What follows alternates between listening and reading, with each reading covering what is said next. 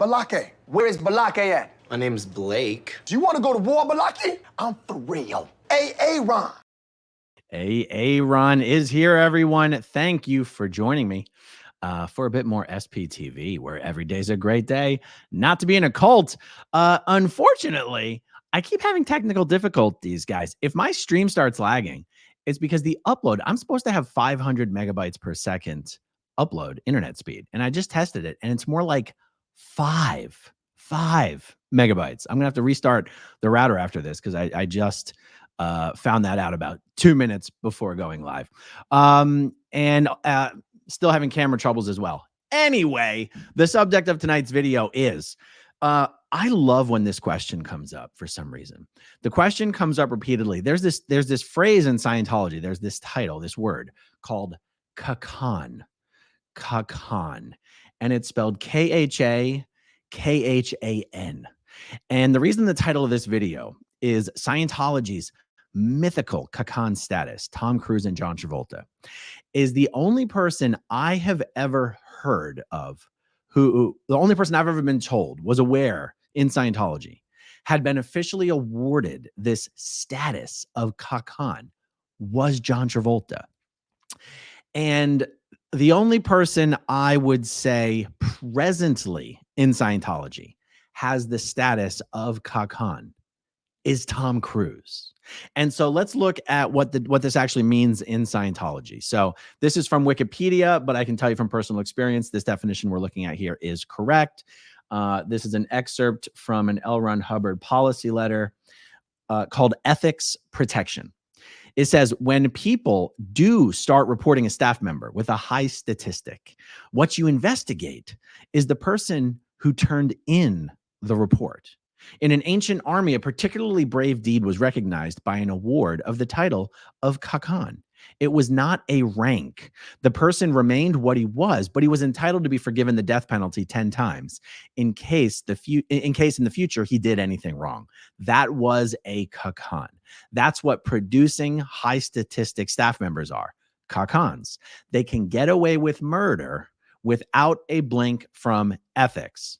And ethics must recognize a Kha-Khan when it sees one and tear up the bad report chits on the person with a yawn. Wow. Even as I was reading that, a bunch of things occurred to me that had not occurred to me before. This question comes up whenever I see people doing videos about, where John Travolta comes up or Tom Cruise comes up. Somewhere inevitably in the comment section, someone is saying, can someone please explain what Kha-Khan means? Because there's so much stuff on the internet about John Travolta having received this status of Kha-Khan and speculation that it means in Scientology you're allowed to literally kill someone and Scientology won't turn you in or do anything about it. So I have some thoughts on this. I wasn't even intending to discuss these thoughts on this, but let's take a look at this. Depending on how you want to read parts of this definition here or parts of this excerpt of the policy letter, the final sentence makes it seem like the status of Kha-Khan is not something that needs to be officially bestowed. It sounds like the ethics officer, people who work in the ethics section, are supposed to simply recognize a very high producing, high statistic staff member and treat them in accordance with how one would treat a Kha-Khan, which means they can get away with murder and, ethics will just leave them alone. That's interesting because I can tell you as a good little Scientologist growing up, I was very much under the impression that you didn't just call someone a Kha-Khan. You had to be officially awarded that status either by L. Ron Hubbard or David Miscavige. Now, it's funny that I had that impression because I could not direct you to any Scientology policy letter that actually says that. I don't know where I got that idea from, but I can tell you that was very much the idea that I received. So you in Scientology, if someone is a high producing staff member, it's common nomenclature to just say they have ethics protection. They're a high producer. They're an upstat. They have ethics protection. That sort of language is thrown around all the time.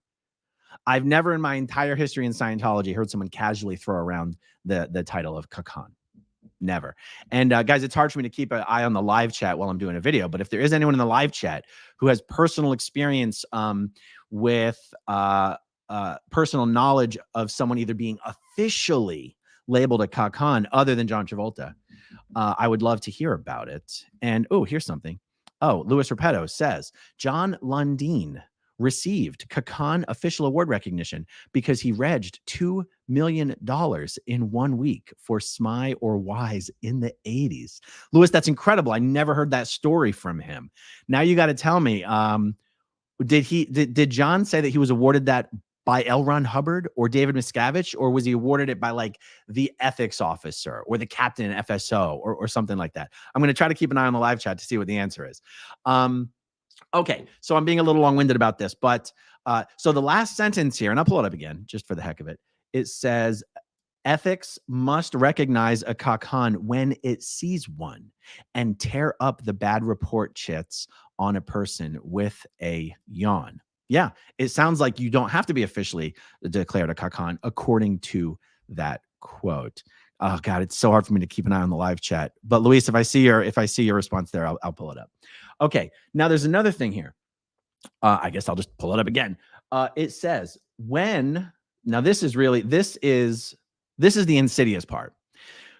When people do start reporting a staff member with a high statistic, what you investigate is the person who turned in the report. Oh my God, you guys, just consider the kind of environment that this, the environment of abuse that a policy such as this would foster. Because think about it. If a Kha-Khan is just supposed to be someone who ethics is going to file the report with a yawn, right? They get a report, this guy's done something terrible, but they're like, we don't give a shit. The guy's a high producer, right? That still implies that you're allowed to file the report, right? If you see, I remember that when I was at Flag between 1993 and 1998, the commanding officer of the Flag land base was a gentleman, a very well-known Sea Org member named James Byrne. And James Byrne was put onto this post of commanding officer of the Flag land base by David Miscavige on what they call in the Sea Organization a garrison mission. And I specifically remember, I might have even personally written a report on James Byrne.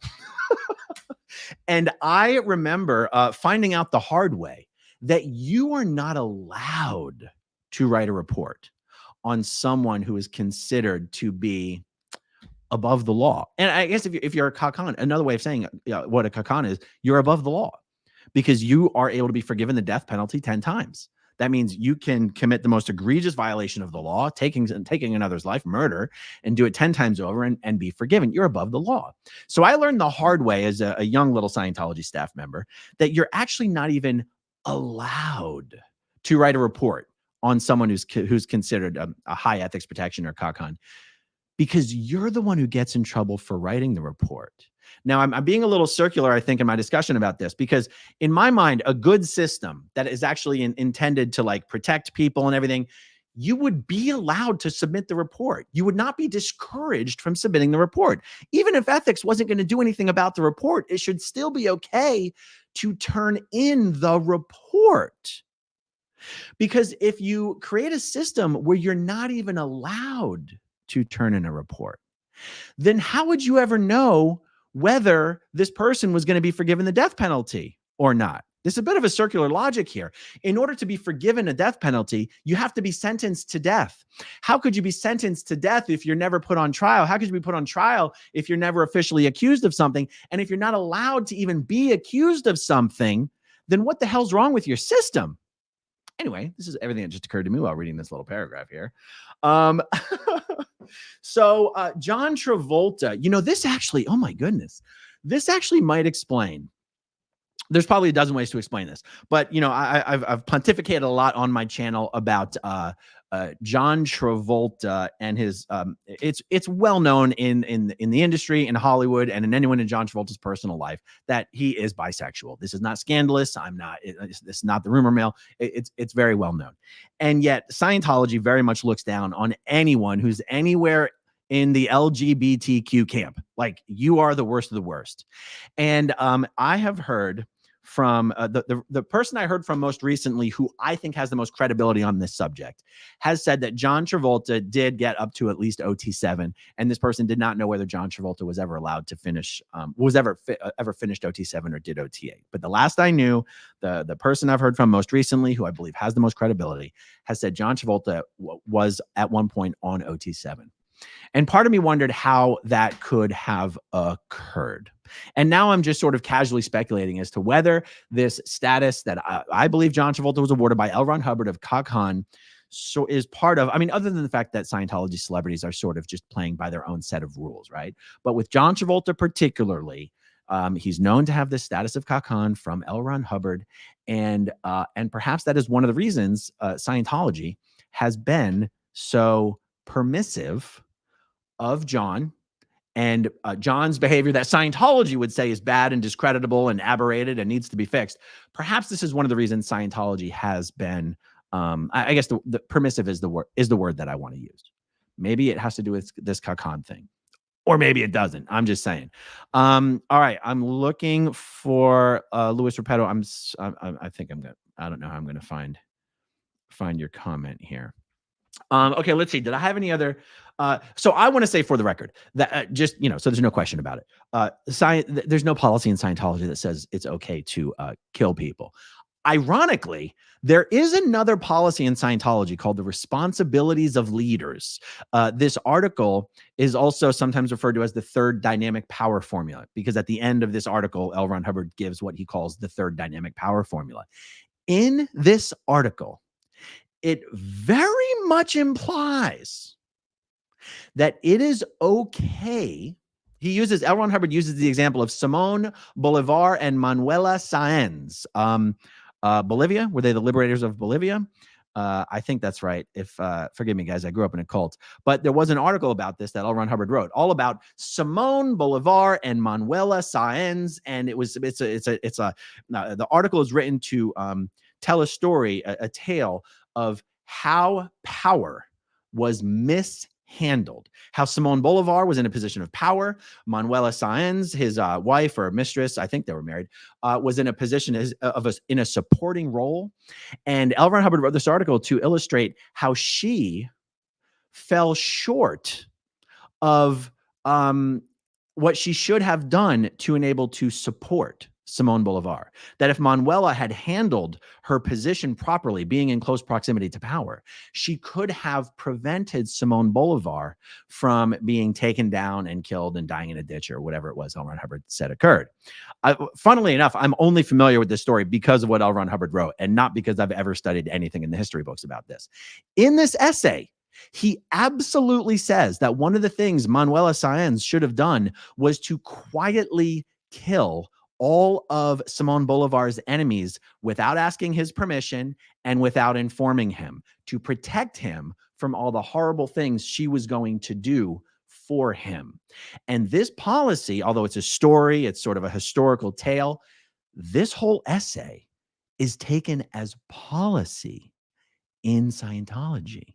So if somebody wanted to go, hey, we're all supposed to apply L. Ron Hubbard policy literally and to the letter, you could use this policy to justify killing Scientology's enemies as long as you didn't ask for permission. Because by asking for permission, you are pulling the person who's in the true position of power down. You are harming their power. You're lessening their power. You're putting their power at risk by requesting their permission to do what you know needs to be done. This is one of the ways that Scientology succeeds in talking out both sides of its mouth, because L. Ron Hubbard has written things like in the Way to Happiness book, you should always follow the laws of the land. And you go, well, yeah, except for when Scientology doesn't want to follow the laws of the land, because then it's for the greater good. And then it's, the definition of ethical is whatever's for the greatest good, for the greatest number of dynamics. And Scientology is one of a third dynamic. And so anything that's good for the third dynamic is therefore good for all the other 7 dynamics. L. Ron Hubbard wrote so many things in so many different places in so many different ways that you can kind of justify anything. I'm commenting on this just so people know that I understand that Scientologists could, if they wanted to, use the responsibilities of leaders essay to justify murder. And yet, to be fair, most Scientologists and most non-Scientologists, former Scientologists will tell you Scientology does not condone murder. And I will go on record myself as saying my position is that Scientology doesn't condone murder. I do think the evidence for that is look how many people they haven't murdered. That is the evidence. Look how many people Scientology hasn't murdered. Okay. I guess the bar is pretty low on that one. Sorry, that cracks me up. Okay. Was there anything else I wanted to say about Kha-Khan? Okay. Oh, the other reason I wanted to talk about this is because the very concept of Kha-Khan in Scientology kind of wrapped up in this concept is just the utter and pure hypocrisy of Scientology. There is no such thing as a Kha-Khan in Scientology. There is quite literally no such thing as someone who has so much ethics protection that they can actually get away with murder, or even figuratively. So, for example, Louis Repetto, you mentioned John Lundeen. Well, guess what? John Lundeen got busted off of Post. John Lundeen got busted off a Post and sent to Flag to be a letter registrar with John Danielovich. I'm kidding. I think one of those guys is a letter registrar or was for a while, but I don't know if they're actually working together. So if John Lundeen was actually given Kha-Khan status, it didn't save his ass from being removed as the captain of Asho Day. I think he was probably removed when they combined Asho Day and Asho Foundation. But yeah, David Miscavige does whatever David Miscavige wants. And I truly believe there is almost no one in Scientology who could even be considered to have ethics protection, except for Tom Cruise. I mean, maybe John Travolta could be said to have ethics protection at this point as well. If Jenna Elfman kisses enough ass, maybe she has ethics protection. Let's see. Leaving Scientology. Okay, Louis Repetto says John Lundeen's Kha-Khan status was a legal size paper recommendation after his first RPF and before his second RPF. Well, there you go. John Lundeen's Kha-Khan status didn't keep him from getting RPF'd, so it doesn't really have anything to do with anything. Now, does it? Okay, let's see. All right, well, that's all I got to say about Kha-Khan status. Let's jump through some of the super chats real quick. I'm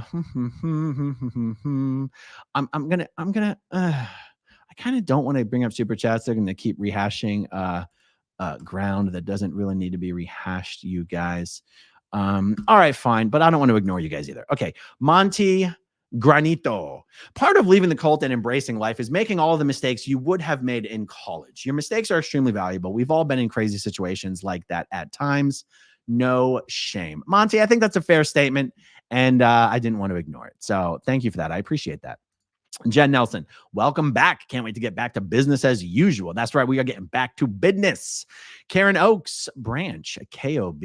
Oh, I like it. Thank you, Karen. Let's see. Duchess Diana. We all have experience with Kha-Khan.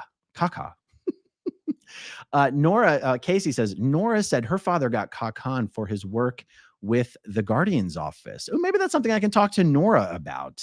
I did not know that. She must have told me that before. I did not remember that. That's incredible. Kay Minkler. Thank you, Kay Minkler. Thank you very much. Melissa Aaron, thank you for the interesting selection tonight. I always wanted to know more about this topic. This keyboard warrior is here for you. Well, thank you so much, Melissa. Great to see you here, and thank you for the super chat. Laura Estrada, that interview you did with Rabbit made me respect and want to be more of an SPTV advocate. Thank you, awesome Aaron. Thank you, Laura. I really, really felt good after that interview. People were calling me like, are you okay? Are you okay? I'm like, am I okay? I've never been better in the last 6 months. I feel freaking fantastic. I would feel better if I could sleep. I keep not getting to sleep until like 5 a.m. It's driving me crazy. It's one of the reasons I didn't get to do a video until this evening, because I woke up, at like noon, and I was like, I said, I'm going to fight the urge I'm going to fight the anxiety that I feel to have to get a video done, quickly. And I'm like, just take care of what you need to take care of. Get your chores done, get your errands done, chill, get your phone calls done, relax, take your time. And yeah, so anyway, I feel great. I just need to get some sleep to get back on a normal schedule. Thank you very much, Laura. Nancy New 12. So glad you're back. Looking forward to the next game night to see you all laugh again. Let's see what the next cellulite incident will be. Yes, I cannot wait. Thank you. Thank you, Nancy New. Going rogue. Love the 8 Mile mic drop moment last night. Here, now tell these people something they don't know about me. Taking back the power. Yes. I saw people making reference to Eminem, and I didn't know what they were talking about. And now your comment here reminded me what the hell people were talking about. Thank you, Going Rogue. Abigail S. Abigail, hey, Aaron, was there anything waiting for you when you got home? I couldn't watch you live yesterday, or I would have asked. Yes, Abigail, what you sent me was amazing. I'm gonna send you an email or a message. I can't remember if I have your email, but I'm gonna send you a personal message. Thank you very much. It was awesome. Truly, truly awesome. Dave Owens, sounds like Tony Soprano and Ralphie Cifaretto. Ralphie was a high earner, so he got away with murder. Oh, right, Ralphie. Literally, Mafia echoes much. Oh, Dave, you have to look online for the Responsibilities of Leaders essay by L. Ron Hubbard. Oh, I've actually done a whole video about it. You know what? If I can remember, I'm going to link in the description down below to the video I did about the Responsibilities of Leaders, the third dynamic power formula. And I think the name of the video is Scientology's Justification for Murder. I'm pretty sure that's what it is. But your mind's going to be blown, Dave. Like, it's pure organized, pure mafia tactics, 100%. And to think, by the way, this policy, the part of the policy where it talks about how she should have just killed his enemies without seeking permission and without informing him, has it says something like, the only thing Simone Bolivar would have, the only inkling he could have ever had about this was if he like walked by and saw pink legs sticking out from like under a gate in the stables or something, and he would say, what's that? And someone would come along and say, oh no, nothing, don't worry about it, it's been taken care of, or something like this, right? I'm paraphrasing. I've got it somewhat right. And the fact that he used the phrase pink legs, like sticking out from the stables or whatever, in the Sea Organization, that phrase, pink legs, was a euphemism for do what you know needs to be done without asking, do the discreditable thing that you know needs to be done without asking permission from your seniors. Do you know it needs to be done? Would it strengthen the power of your senior? Then just do it without asking. I'm not kidding, guys. I mean, that phrase, pink legs, was used in the Sea Org to mean just that. Stop asking permission for the thing that you know needs to be done, but would get your senior in trouble if they gave you permission to do it. It's crazy. You guys want to talk about culty behavior? Absolutely wild. Joshua Cox, Scientology turns a blind eye to homosexuality and psych meds as long as the check clears. Josh, you might be shocked to find out that they don't care how much money you have. They don't turn a blind eye to those psych meds. And guys, if there's anyone in the live chat, or honestly, anyone even watching who wants to have a chat with me about some exception to that rule, I would be really interested in having that conversation. But I tell you, Scientology takes that psych med stuff very, very seriously, and they don't care how rich you are. Now, you are correct when it comes to the homosexuality stuff. And actually, I was contacted by someone, well, I wouldn't name them anyway, who said, you know, look, the last handful of years, Scientology has actually done an about face on the gay stuff. Meaning and I'm going to have to dig into this deeper so I can do it justice in a video. I believe, and guys, if you're watching this video and you have information you can share with me about this, please email me at growingupinScientology@gmail.com. I believe they edited the section out of Science of Survival that specifically says there's something wrong with being gay, or that being gay is at 1-1 on the tone scale. I believe they removed homosexuality from the Hubbard chart of human evaluation at 1-1 on the tone scale. That's what I'm told. I've never put my hands on a brand new copy of Science of Survival. In that book, they have the chart of human evaluation. But this is what I'm told. And I am told that they are allowing people to go up the bridge unimpeded, even if they are openly gay. So guys, if you're under the radar or recently out of Scientology and you want to talk to me about this publicly or privately, please email me at growingupinScientology@gmail.com. Okay, because this is something that would be really interesting to dig into more. Okay, let's see. Karen Oaks, KOB, again, love your videos. I'm so glad you have Tommy on your show. He's really helped me to stay straight. I love his straight talk. By straight, I believe you mean on the straight path. Thank you for your super chat, Karen. Tampa B-Man, Barbara, great to see you and looking good. Thank you so much, Barbara. Great to see you as well. Laura Estrada, love you laughing instead of crying. Oh, you have to rub it in. No, I'm just teasing. Okay. Thank you, Laura. I appreciate it. Anna Anderson, thank you very much. T. Dalton, has JT ever used his title to do anything with it? Well, if you're a Scientologist, you might go, he's used his title to do an awful lot with it. Wink, if you know what I'm talking about. But honestly, I mean, you know, Scientologists really are some of the most homophobic people in the world. So for me, it's very, very hard to wrap my head around how Miscavige might have succeeded in doing a bit of a 180 on the subject of people, you know, living openly gay. I'm going to have to dig into this deeper, but I just wanted to share with you that it was shared with me by an insider who I know very much knows what they're talking about, that Scientology's done a 180 on this gay issue. And I'm going to try to dig into it more for you guys. Okay, Nat Cat 180. Ron, I love the interview with Rabbit. Question: would you consider widening the mission of your new nonprofit to people leaving other cults than Scientology? You know, Nat Cat, that's a very, very interesting question. I'll tell you right off the top of my head, the huge challenge to doing that is I would be worried that doing that would open up the total addressable market of people so widely that it would actually be impossible to service that market, if you know what I mean. That would be my concern. So I would say never say never. But I think one of the things that makes the mission of such a nonprofit so important is that it is able to focus so specifically and otherwise be really good at one thing, instead of perhaps being mediocre at many things. That would be my concern. We'll see what happens. M.E. Skeptic, thank you so much. All right, guys, there's some big news. I'm just waiting to get my notes together and get some paper, find a few other pieces of paperwork on this subject. There's a huge breaking story on the Leah Remini trafficking case. And I have some of the documents, but I need to find the rest of the documents, guys. It looks to me like Scientology has been caught trying to frame Leah Remini. And this would blow a huge hole in Scientology's defense that, what? We're just exercising our free speech, good sir. Well, we have freedom of speech just like Leah Remini has freedom of speech. And yet freedom of speech does not involve framing people or trying to frame people for crimes. So I got to get some more stuff together on this. And if I can get it together tonight, I'm going to do the video tonight. So stay tuned for that, guys. Otherwise, it'll be tomorrow. Hit that like button, guys. Hit that subscribe button. Thank you guys for hanging out with me this evening.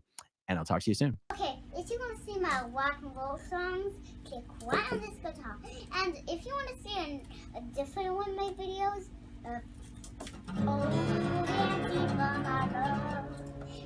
then you could click right inside here. If you have subscribed or not, subscribe right here. Bye.